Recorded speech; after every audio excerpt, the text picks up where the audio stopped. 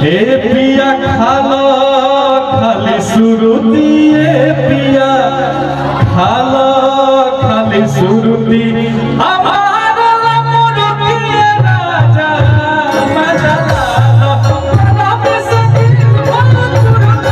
तो स्वागत बार बोलो के सही प्रोग्राम चैनल पे। तो ये वीडियो में समीर सिंह और रंजीत सिंह जी बारे। तो ये वीडियो के ढेर सारा प्यार दीजिए और चैनल को सब्सक्राइब करिए।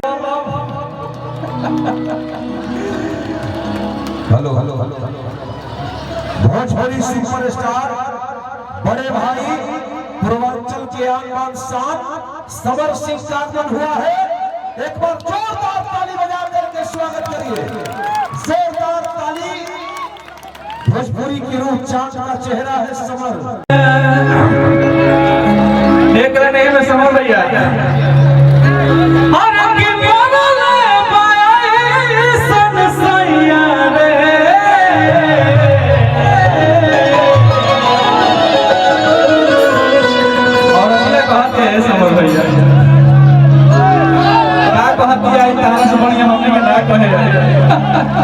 जौन आजम बढ़िया स्टाइल में भैया बोला लाना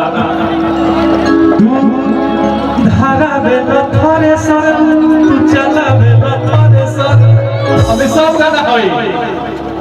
अरे तेरा मिसगिल भर तुरती है राजा राजा दो हाय हे पिया खालो खाली सुरुती पिया खालो खाली सुरुती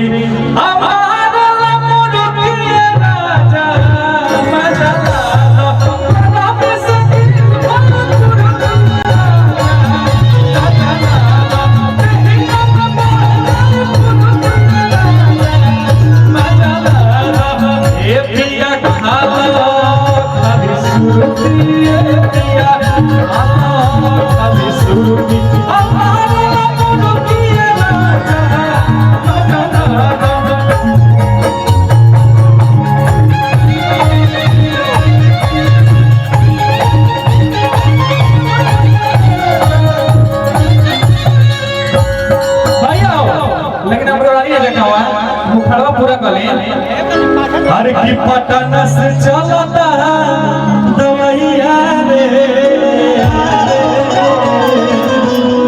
पटन से चलता दवैया देख ले तो रुक गई हीरोआ सखी रे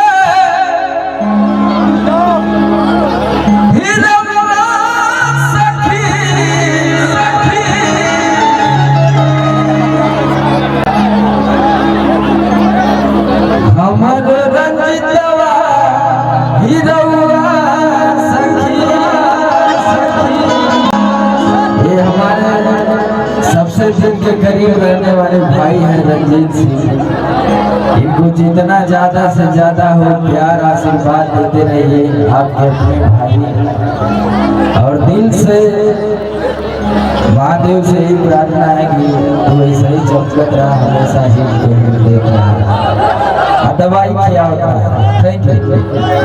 आपको भी बहुत चाहने वाले हम लोग हैं यहाँ, इसीलिए ना बज रहा है पूरा चाप के बड़मुआ के बड़ा जी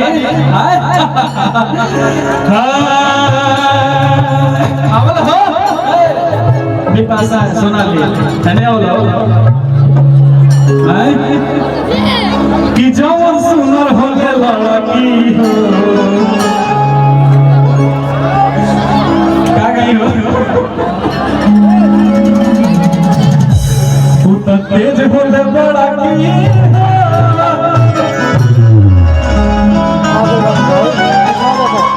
लेकिन जवान